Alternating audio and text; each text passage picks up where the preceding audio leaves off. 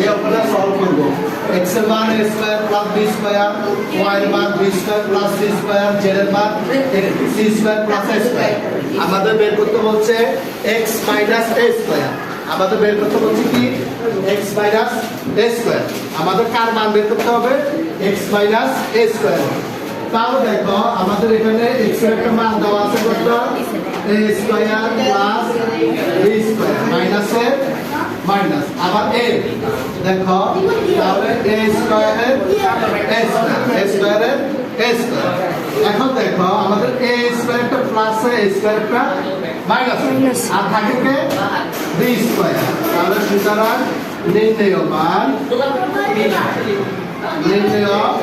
মান x equal two কত পেয়েছি আমরা b স্কয়ার পেয়েছি। এটাই आंसर। এটা কি आंसर? আমরা x মাইনাস a স্কয়ার মান কত পেয়েছি b স্কয়ার পেয়েছি। আবার দেখো আরেকবার বুঝিয়ে দিই x এর মান a square plus b square, তারপর মাইনাস এর মাইনাস a স্কয়ারের a স্কয়ার। এখন আমরা দেখলাম a স্কয়ারের প্লাসে a স্কয়ারেরটা মাইনাসে, প্লাসে মাইনাসে কাটা যায়, বাকি থাকে কে b স্কয়ার।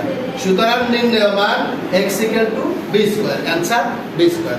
আশা করি তোমরা বুঝতে পেরেছো। সুপ্রিয় শিক্ষার্থীবৃন্দ, তোমরা যারা বুঝো নাই তারা আবার প্রশ্ন করবে। ধন্যবাদ সবাইকে। কাটে দাও।